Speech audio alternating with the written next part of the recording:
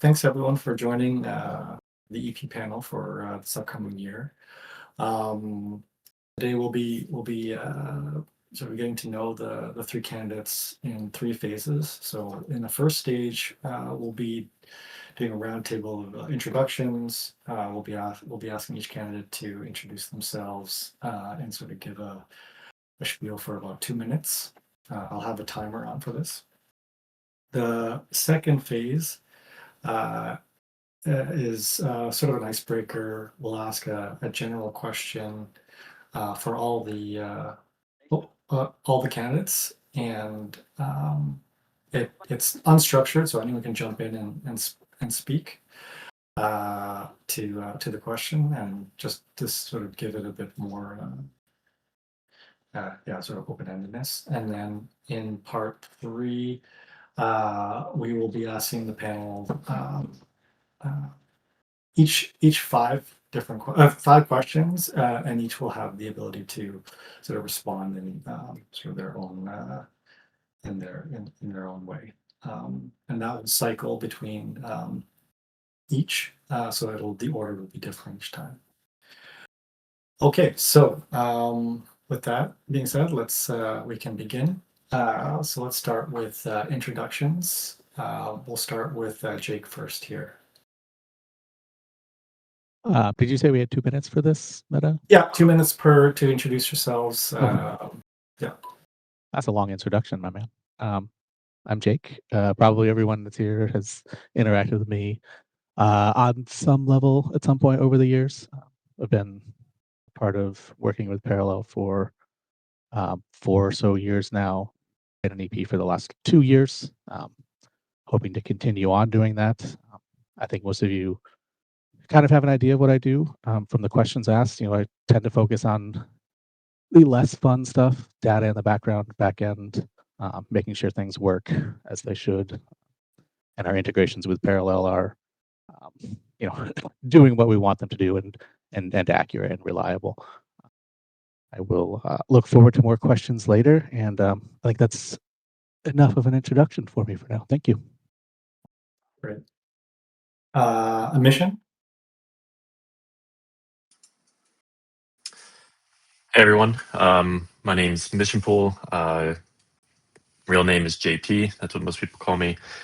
I've been in the Parallel ecosystem for a few years now. One of the I'm very embedded in the Parallel game itself in terms of like owning assets and playing the game and holding assets and stuff like that. And so I have a good understanding of the different pieces of the ecosystem.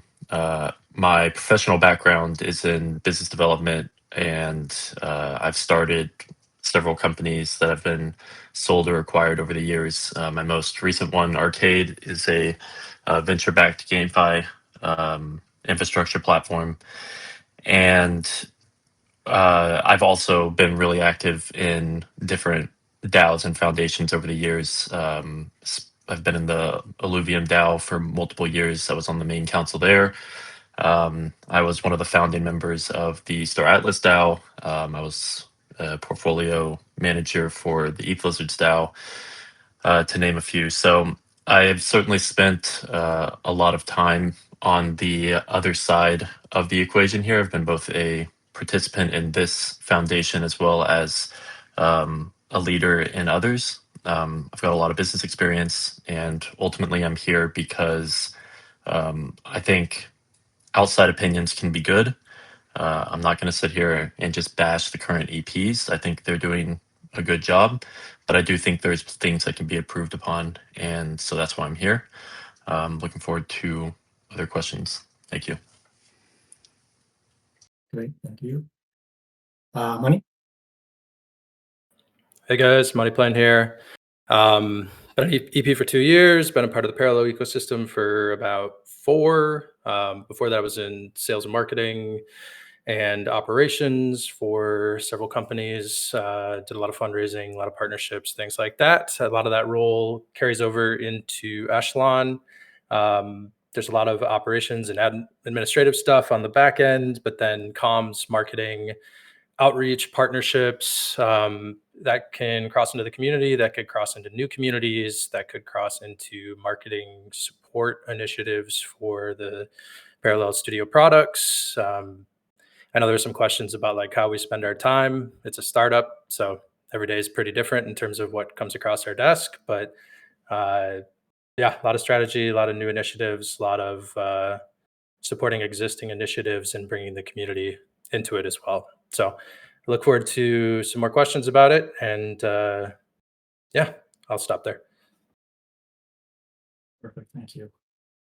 Okay, we'll move on to our second part of the panel. This is sort of an icebreaker. We're just going to ask a general question, and whoever wants to jump in and sort of tackle it first. There's no order here. So the question is, obviously, with sort of proliferation of AI, what are your opinions of it in relation to video games, and what benefits and or drawbacks could it have on Web3 gaming?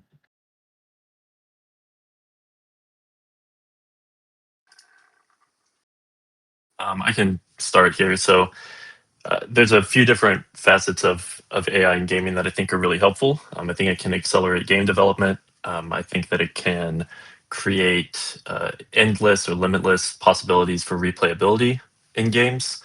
And I think that it can even accelerate the development process of shipping those games. However, I'm a strong believer that there still should be that artistic touch and that human refinement of AI advanced tools. The I guess in terms of how it impacts Web3 gaming economies, which is ultimately kind of what we're here to facilitate, is I don't know that it's going to have that big of an impact. But I, would love to hear kind of the other side of that equation if there's others here that think that's the case. In our shoes, as the foundation, I don't know how much it really impacts our ability to do our job and fulfill our mandate. Maybe I guess educating game studios that we partner with on like how they can use AI would maybe be a good step in that direction. But yeah, curious to hear other people's thoughts on that. I can go. I would say AI. Well, first of all, I mean I love AI. I use it every day for a lot of my development work. It's also incredibly fucking stupid a lot of the time, and so you have to have a basic understanding of what you want it to do and help guide it there. But as a productivity tool, like it's unparalleled. Sorry for the pun. As far as like Web3 gaming, like I think its best use right now is not so much like a direct use there, but more just for helping with data analytics and looking at um, large trends and whatnot. Not necessarily a direct interaction, at least not now. We could talk about Colony, and where that's going, and I think that that's going to be pretty interesting. But I also don't really want to talk too much about stuff with Colony. I'll leave that up to Parallel. Go ahead, Money. Yeah, for sure. I mean, my thoughts on AI for game development and how it factors into our ecosystem. I mean, on the game development side, we've seen a lot of games use it to get to market faster. There's a risk there if they're going to put AI generated assets in game and forget to remove them later, or sometimes they keep them in, and the backlash can be pretty nasty if you keep that stuff in. Like for the most part, gamers have a stronger aversion to AI than maybe even crypto, which is saying something. But I do think if you are going to game jam and you're going to try to come up with an MVP of a product, AI is fantastic to facilitate something from idea to concept really, really quickly. You're going to have bugs, you're going to have issues, but you'll find out pretty quick if you have something that's sticky and it's a fun game. And so I think being able to iterate on that for small teams or solo devs, it's just an amazing tool, right? How that translates to helping Web3 or parallel studios, I mean, it just lets us iterate on ideas faster. Products that Echelon has brought to market started conceptually with AI, and then we made a full product out of it. So it's having to do it all from scratch and put it out there, it's just going to take more time, more effort. So it absolutely speeds things along. When it comes to Colony, I think there's a novelty there in AI. There's definitely stuff out there like character.ai. There's another one that I'm forgetting that's like an AI social platform, but people do love engaging with IP they're familiar with and in AI if it can recreate it mostly. So I think there's something there, but you just kind of have to fight the natural gamer aversion to AI. Hopefully I didn't go over time. No, it's open conversation. Well, I think, yeah, I think we're sort of like in the early stages of it, and we're going to be finding out soon, like how every studio, every project sort of adjusts to the like breakneck speed on which AI advancements are happening. So, thanks for your guys' initial thoughts. Okay, now we will move on to, I guess, our larger portion of the conversation. This is part 3, where the main questions will be asked, and it'll cycle through each candidate, and I'll pass it on to Bu to introduce the first question. Hey guys, all right. Our first question in the main questions is, what are the biggest collective learnings from Web3 gaming so far, in your own view, and how can existing ecosystems apply them and benefit from them? How much time do we Yep. have? This is 3 to 4 minutes each. Okay, and, wow. I mean, you don't need to take up the entire time. I just want to give you guys all the time that you need to answer the question. All right, sorry, Let's start sorry with to- Jake here first. Oh, sorry, I didn't know we were. Go ahead. Who did you say is first? I'm sorry, I didn't hear you. Jake, Jake. Jake is first. Oh, I'm first again? Okay. Oh boy. Web3 gaming and tokens. I mean, I think the biggest lesson learned is that almost all of them are failing. And why is that? That's a very big question and not an easy answer. You look at Web3 token valuations. I mean, they're all terrible, right? Like, no one's going to say otherwise. I shared a little chart in the election channel the other day. The valuations of tokens is down only for all of them, and it's unfortunate, but the Web3 gaming narrative kind of died. It was great at first, and I still think that there's like legitimate use cases for all this, but maybe people don't care as much as we thought we did, or we need to do something very different. I think one thing that, well, maybe not everyone agrees, but paying people to play your game might not be a sustainable business model. It does last for a bit, and you can certainly get some users in that maybe wouldn't have been there otherwise. But how long are they going to stay there? And what happens when the token price does go down? Usually they leave because they were only there for as long as they considered it, financially viable to play the game.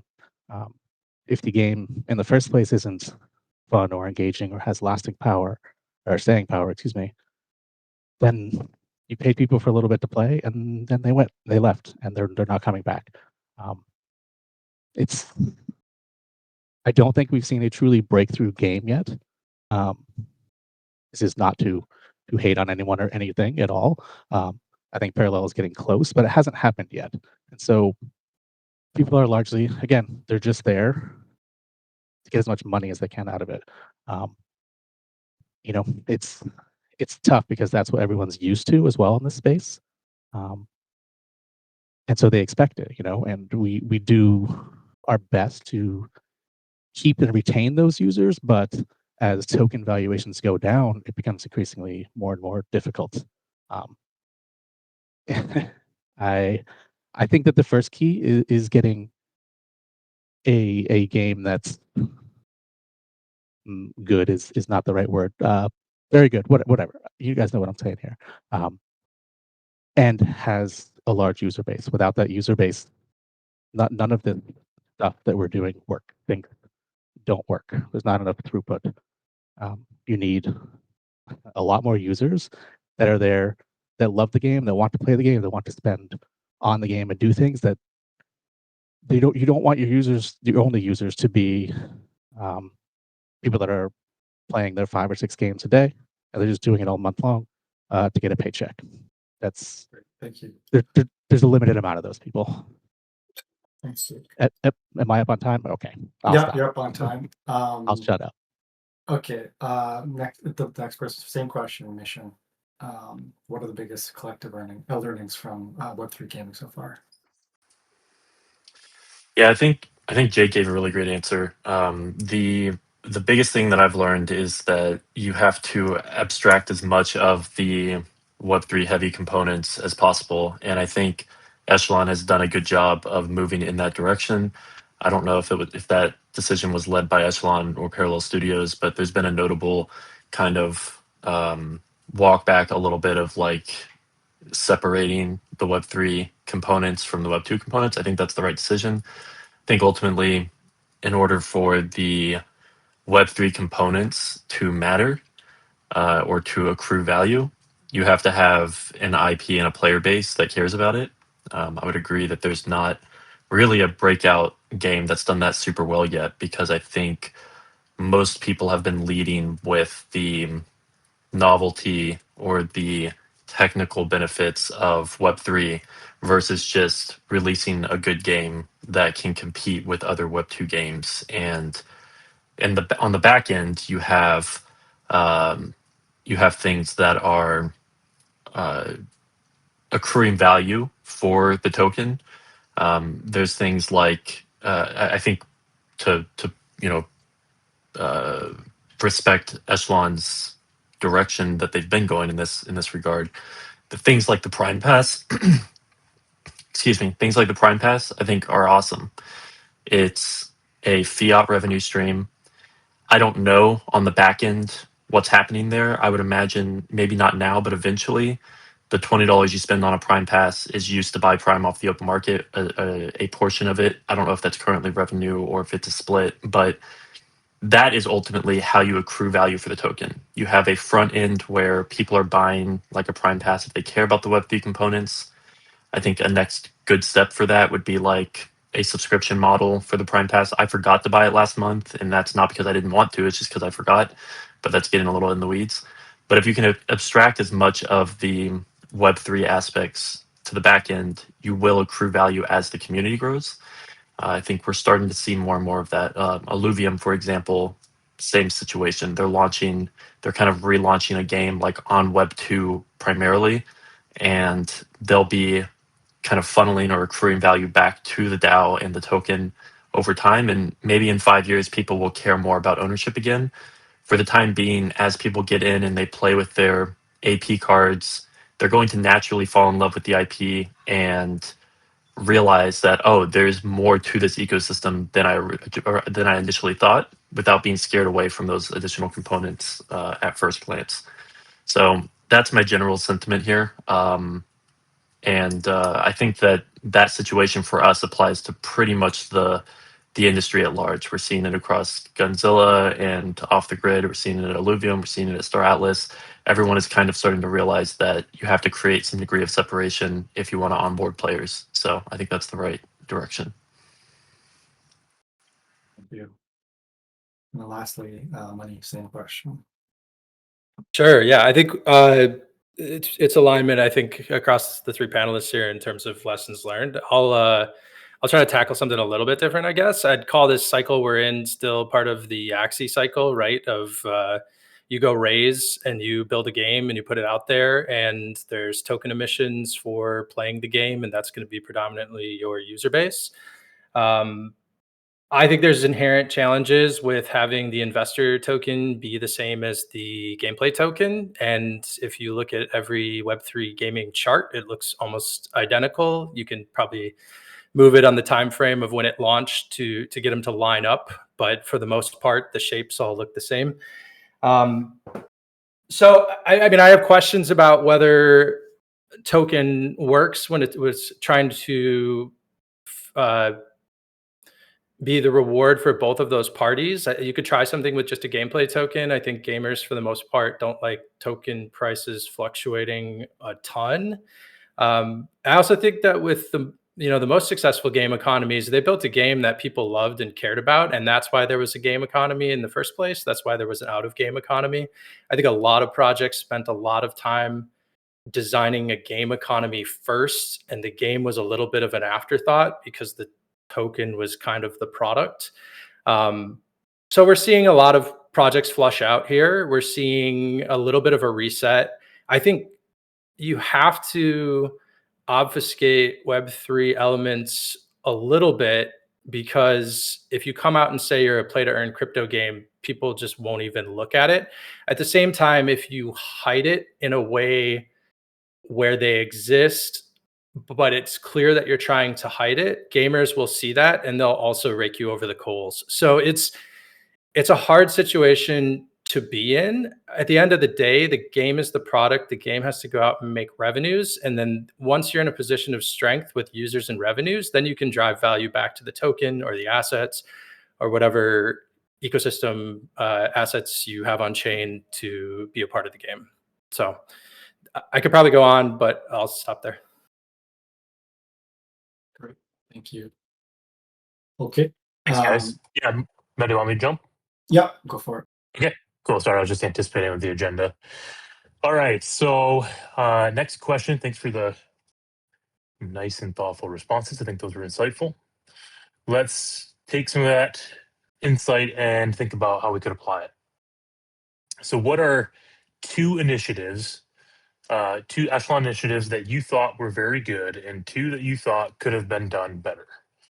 Mission, you get to go first, and then Money, and then Jake. Cool. I touched on it a little bit in my last answer, but I think the Prime Pass was brilliant. I think that kind of buy-in that people can make the decision to earn more if that part of the ecosystem is important to them is an easy trade-off. So really like that idea. When I spoke on these panels last year, I talked a lot about loyalty systems and how people that are most loyal to the ecosystem should be rewarded more, because those people are less likely to dump tokens on the market and treat it like a cash payout. Really happy to see that that was implemented. I think I don't know if it's Nain or Nine. Forgive me if I'm mispronouncing. I think he said last year, like, yeah, we have stuff in the works for that. So really big fan of how Echelon kind of followed through with that. And I think the point system's awesome. I think the missions for interacting with the ecosystem, giving you points that then boost your prime earnings, beautiful. But the I guess two things that I would like to see focused on more, that I think could have been focused on more. I think the bond system really has a lot of potential to accelerate adoption for people that want to earn from the game. I've talked to a lot of people that, I mean, now the value of cards is low enough that I think a lot of people are just buying assets, but I think more support for bonds would be nice to see. And I think if this counts as an initiative that I think could be improved, I think just having more regular, like, maybe I don't know if they should be working sessions or what, but some kind of like open kind of policy where we can sit on a call or a chat or something and talk to the community about what they want, like work through problems more directly. I think having more of that in this channel and others would be cool. Kind of, yeah, like the ambassador calls Goldie, but for Echelon, right? So I think that the community has a lot of good ideas for what we can do to accrue more value for Prime and to build the Prime ecosystem. But it feels, as a community member, like we don't really, our voice isn't really heard in that regard. So some more attention to that would be I think good. But yeah, I didn't use all my time, but I guess that would be two things that I like a lot in terms of feature, and two things that I think could maybe be worked on a little bit. Great, thank you. Next up is Money Plane. Yeah, this is a tough one because I think there's things I like, but I know they need work. I, look, I'm a huge fan of the grassroots campaigns we ran for tournaments. I think leveraging community to bring additional people in, drive excitement, play with friends. I think the social aspect of this game is a challenge. But the people who are still here are here, partly because of earning, but also because their friends still play the game, right? And I think if their friends start dropping out, they probably start dropping out. So, I mean, in that sense, I like bonds. I'll put bonds in the negative column. I think bonds need work. I think the incentive structures for bonds aren't there. The UI UX needs work. I'd love to see bonds be their own orgs and chase down adding people and helping to grow the game. There was a lot of that early on. I'll say it's probably waned a bit in the last year or two, but that was always the dream, right? People with assets are able to go out and bring more people in and grow their player base and be able to run their own tournaments and things like that. So it's a tough one because I like it. I mean, this is going to be more crossover, but League is one that I love, but I hate at the same time, right? Like I think it was too early. When the game needed to have some sort of growth prior to rolling out League in a big way and making the competitive scene known. That said, the thing I like is the tournament app came out of it. And I think that being able to put tournaments in the hands of players to create their own tournaments, you can do deck bans, you've got all that stuff built in there. We've got a lot of compliments on how it's some of the, one of the best tournament apps anybody's used for a digital CCG. So it's tough because on paper, I like all four of those things. But I do think bonds and League have a little bit of a knock against them, both for feature set and probably a timing issue and swinging a little too big on leagues. Great, thanks, Money.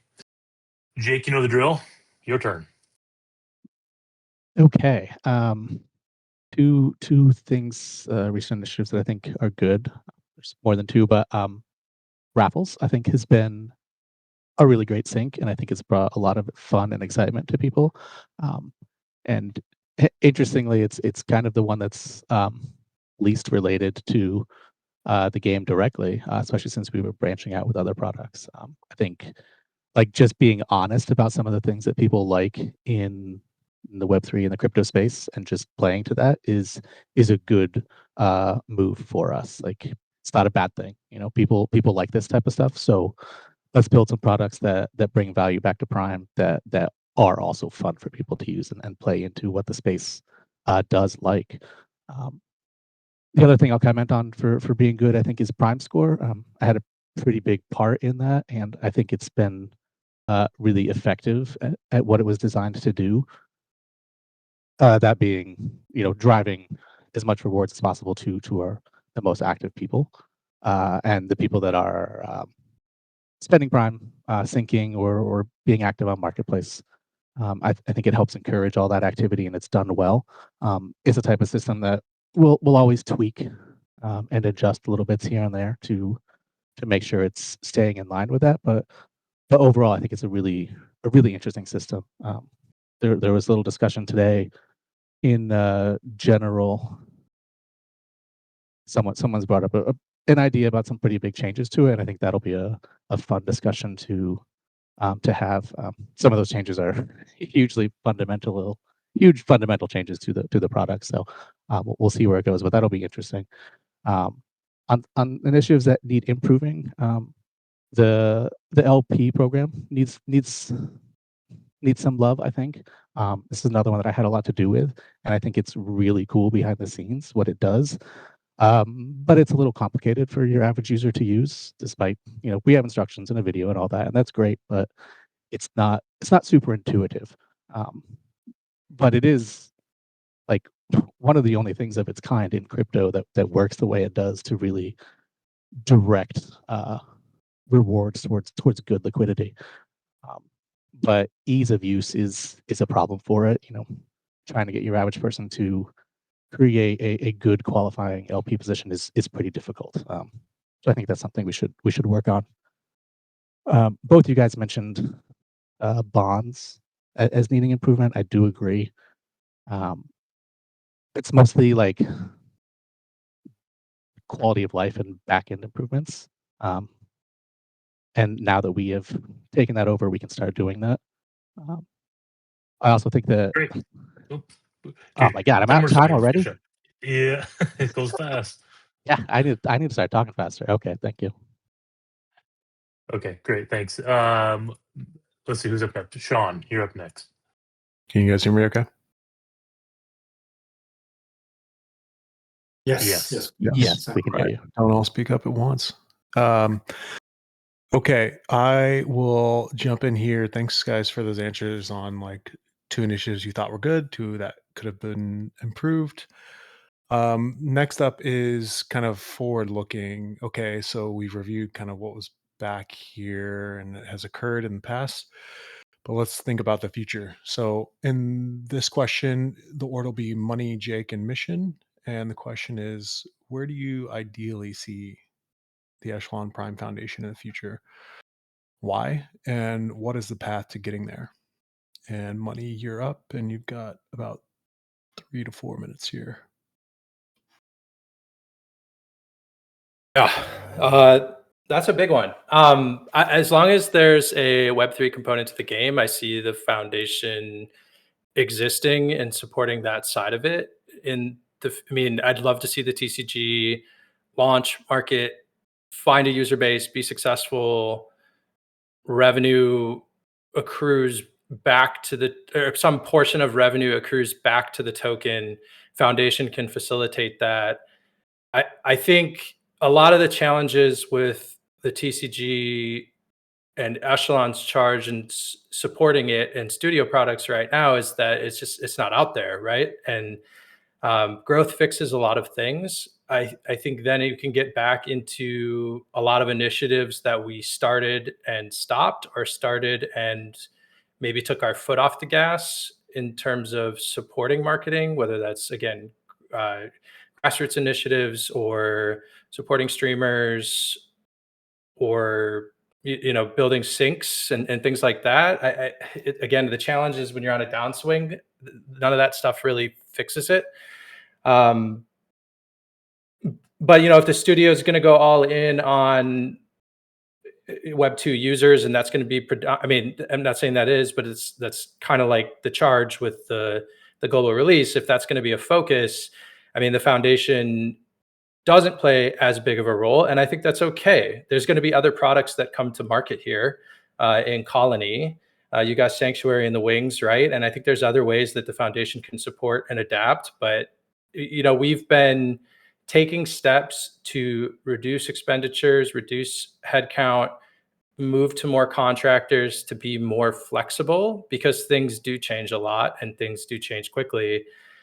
At the same time, we're going to bat for the Web3 side of things in the parallel ecosystem, and we're really trying to support the token wherever we can. And I think that piece is really important. We have a game token economy here in the parallel ecosystem. I know I lamented, that the Axie Infinity phase here, where it's raise VC money and launch a token. And I think if there was like a big do-over, you could approach it a different way. But this is the system that we have, and I think it's something I enjoy, waking up and trying to figure out how to work within the system that we've got here and how to make it work. So in the future, I mean, I do see Echelon scaled down, more refined, focused on Web3, supporting the studio still. But I don't. We're already making those moves to scale back and bring down expenditures and headcount. I think we could do it even more. I think we could be streamlined and really support the Web3 side of things with without so many people, so many bodies in the room. But I've seen some of the calls to scale it back to like one person. I think there are DAOs out there where it's one person managing it. Oftentimes it's a team member. And frankly, I don't think those orgs do anything, right? It just depends on how much of it is going to fall into Echelon's plate. We've taken on additional contracts on the Web3 side. We have ownership of them. There were always challenges if we didn't own the contracts to those things, because we'd have to go to the studio. So we have been it's so weird, because like we're reducing headcount, but we've been taking on more responsibility over the last year. So in the future, I see it finding its balance, both in terms of how many people are here, the level of responsibility, and then that responsibility will just shift between ecosystem products. So I hope it wasn't too vague there, but that's kind of where my head's at off the cuff. Okay, nice. A little bit of time left. Awesome. Let's see here, Jake. Same question. Where do you ideally see the Echelon Prime Foundation in the future? Why? What's the path? Yeah, money. That was a good answer. A lot of what you said is what comes to the top of my head right away as well. I think it's clear that we need revenue from some form. Like without revenue, how do you drive value back to the token without revenue in some form? We need revenue just for the foundation to exist, but we also need revenue to be able to do things to drive value back. Like it has to happen. That's largely going to come from users. Does that strictly mean parallel TCG users? No, I don't think so. I think that we have to be more aggressive on reaching out and finding other partners, which is not meant as a dig at all. Just it's something that we need to do. We've always been a little hesitant in the past for various reasons, but I think we should, and we have started getting out there more and seeing what we can do. We can bring people in here, bring them into the Prime ecosystem in various forms, and that's the long term answer. I think money also brought up a good point about optimization, reducing headcount, etc. That's kind of always been in the plan, but we are being more aggressive about it now than we have been in the past. I think that everyone agrees that a streamlined organization is important. I've seen some of the comments in election general. Some of them are quite aggro, but at the end of the day, we're somewhat on the same page with a lot of this stuff, and we are doing these things. The organization needs the foundation needs to last, and we're working to make that happen. But again, I think the biggest thing is that it all comes back to having users, having people that want to be here and are going to spend in the ecosystem and be a part of it. We don't really have that right now, but I do think that we can get there, and that's critical. Without it, we're not going anywhere. So I'm going to stop short there and not go overtime on this question. Perfect. Thanks, Jake. Mission, same question. Where do you ideally see the foundation in the future? Why? And what is the path to that? All right. I feel like I have a lot to tackle here, so I might have to speak kind of fast or use some of Jake's time. But I just want to be clear after the blow up yesterday. I'm not suggesting that the EPs are not doing work or that the work is not valid. My questioning was more in line with, can you explain what you're doing and why only you can do it? I've built organizations. I mean, Arcade had a 20-person team. I've outsourced. I've employed W-2s. I mean, I've done this work and I know what goes into it. I've been on DAOs that can run an effective DAO with a 5-person team, 10 hours each a week, part-time. I'm not saying all of that applies to Echelon. I'm saying I think that we should challenge ourselves to be even more efficient. We're certainly being more efficient currently because we're down, in headcount. And to be clear, I think 5 is a good number. I don't think we need to go to 3 or 1. 5 is a good number, but are those 5 people doing something only they can do? Contracts, B2B negotiations, product strategy, and then you outsource it to people that are more affordable than 50 grand a month. So I think there are operational changes that can be made to make the organization more efficient, even further more efficient than it currently is. But that certainly wasn't a dig at anybody's personal work, and I apologize if it was taken that way. In terms of core foundation direction, I feel like the community and me are maybe a little bit in the dark in terms of like some agreements that are behind the scenes. I can speak freely because I'm not under an NDA. If we have some kind of exclusivity with parallel studios that we don't know about, then I don't know that information, right? Like I'm on the outside. To me, it's obvious that we can and should support parallel studios, but it's not our responsibility to acquire users, aka players, for parallel studios. We provide the tooling and the infrastructure. We can support them. We can make the assets they want to create effective in the economy. But in terms of the survivability of this foundation, we cannot or should not be at the mercy of parallel studios.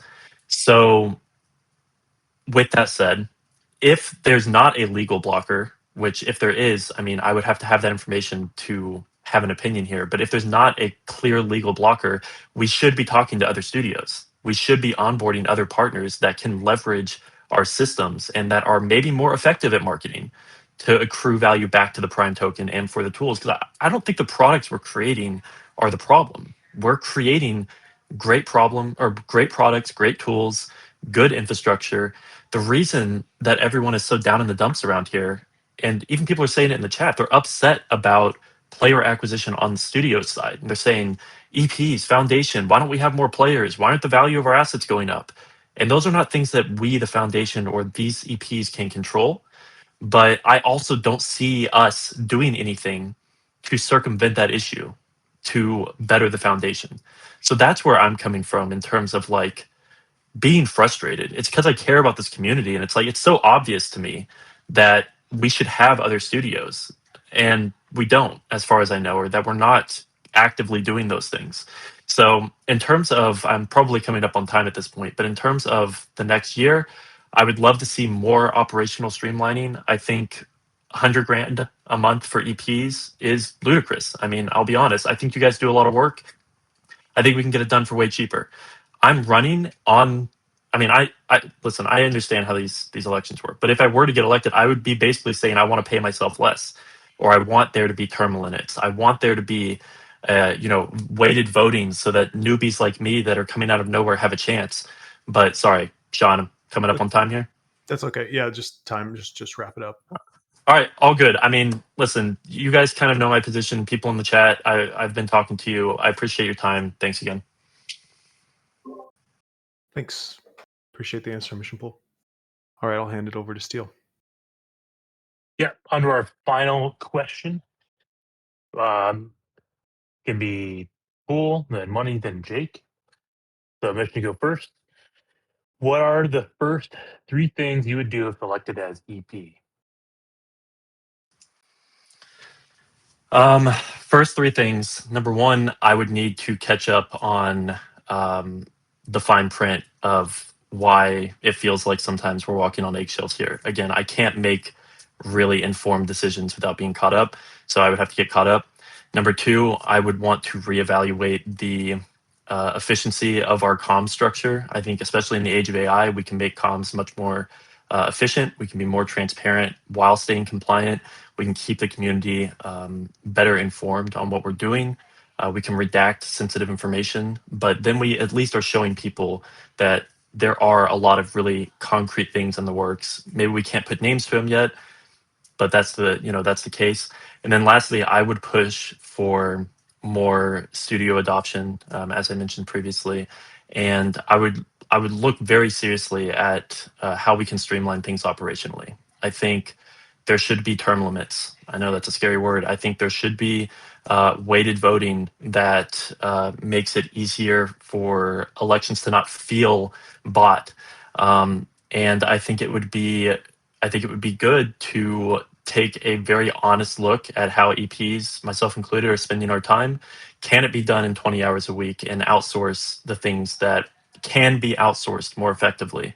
Can we do it for less than 100 grand a month? I think the answer is yes. I think that ultimately the survivability of the foundation relies on us taking a more bare bones approach. I mean, I would do this job for free.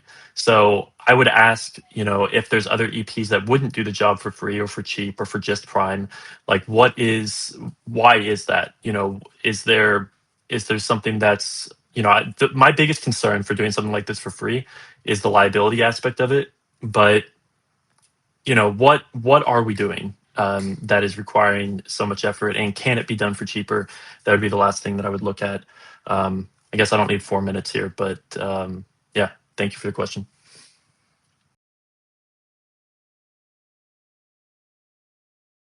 All right, next up, money. Yeah, can you give me the question again?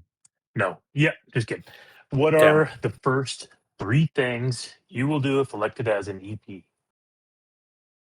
Yeah, I mean, current EP, right? So there's a number of existing projects I'm working on. One of this is getting new bonds into the fold. We've added 2 new bonds. We're looking at adding a third here, putting assets to use, getting new players in the game. I understand it's not Echelon's charge to get players in the game, but we all sit around and we say like, hey, the affliction on the game is player growth. So, um, we can build something bottom up. We've built relationships with other communities. We can get them in. We can figure out how to incentivize them to market the game, and all of that just helps Parallel. Once they actually go live, they get a foothold in certain markets. They can bring new users in more easily because it's not something that's totally foreign to a new market that they're trying to get into. So some of that stuff goes on behind the scenes. I know Missionpoole said add another studio. That's something that we have looked at a bunch. I will say if Echelon had acquired any Web3 studio in the last 2 years, it would be an unmitigated disaster of an investment. Um, and so, through due diligence and figuring out terms and things like that, none of it ever made sense financially. And, thank God for that, because it ended up being the right thing to walk on. But we've built networks in Web2. We've built networks in gaming marketing. We've built networks with gaming streamers. Like, we have all this stuff ready to go. So charge 2 is just syncing up with the studio on global launch and activating some of this stuff. Right? It's sitting in the wings. It's waiting to be reactivated. It's waiting to support whatever effort they're leading with and compound it and make it that much more impactful. Um, and then, the third thing is there's a little bit of a longevity piece here, right? We have our treasury and we're trying to see studio products through. We're trying to find other successes that can continue to build upon what we have and the expertise that we have. But I think we also recognize that there's kind of a window to deliver on this stuff, right? So prioritization becomes a big key, and maybe that's a little bit of a cop out, but given the limited time frame here, we got to figure out how to capitalize on what we can within the window that we have. Um, just an aside, I mean, like Web3 games and Web3 game development don't operate within the same time frame as a typical crypto cycle, right? I mean, that's another reason that a lot of games got absolutely clapped is they raised their money, they went to build a game, and then crypto cycles, and then you have a bear market, and then you have a bull market, and then you have another bear market, and like realistically, how many tokens can survive that without a product on the market? So in my responses, I said it's a shit or get off the pot moment. And I truly believe that. Like, I think this is the moment, and we have all the tools, we're ready to go. And I'm excited to see them in action and put them out there. So I think that covers 3. I'll stop there. Thanks, Money. And brought it in under time. So thank you for that. Last but not least, Jake. What are 3 things you would do if elected or reelected as E EP? Well, it's kind of a kind of a silly question since I work here every day. I'm going to continue on the things that I am working on and all of our new initiatives. I this question kind of devolved a little bit into a place of talking about people working only 10 or 20 hours a week, and that that is a weird solution to me. I don't think that. I mean, there are some roles potentially that are more fit for contractor, and we do have contractors, and that's fine.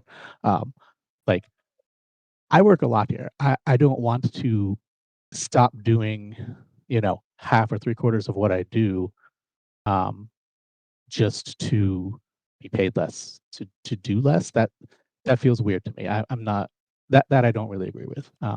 If people want to work less and get paid less, that's fine. They can do that. But I don't think the position as a whole should transition into some sort of thing where people only work a few hours a week and just call it a day and just take money for it. Like, that's that's doing even less to help the foundation and parallel as a whole. So that I just don't agree with. I like some of the ideas that have come up here. I'd like the idea of having more regular talks with people. I am always on Discord and always open, and I have quite a lot of DMs with many community members, but that stuff also isn't public. If people are interested in coming and talking about whatever ideas they may have, and it would be easier for them to have a more public or regular schedule for that stuff. Like, I think that's a great idea. I'm more than happy to do that. I will do that whenever. I don't shy away from that, as long as you know, people are being respectful and acting like adults. So I see that we've got quite a lot of questions in chat now. Are we planning on I going think some of over that's any of these just Hung. questions? Yeah, I think Hung's kind of just tracking the responses. So I think you've got Okay. like 1 more minute left if you want to try to pile on anything. No, I'm kind of wrapping it up here.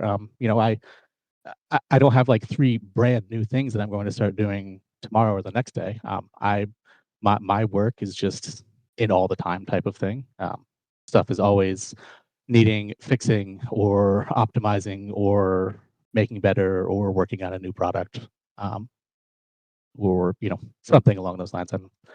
And again, I'm not a fan of the foundation transitioning to people that just are here for a few hours a week and doing oversight. I don't think that would be good for parallel either, with how much we actually interact with their systems behind the scenes. And I'll wrap it up there. Great. Well, thank you to each of our panelists. For those of you not aware, there is an election general channel where you can follow up conversation on the election, or you can even go to Gov General as well for anything not exactly election related. Thanks for attending the 2026 EP election panel. And thanks everybody for your time and showing up. Meta, any closing comments, or anybody else any closing comments on the EP side? No, I think that's good. Thanks all for coming. Appreciate you coming in and participating. Cheers. And keep an eye out to Discord and Twitter for just reminders of the timelines for voting and things like that. Thanks, everyone.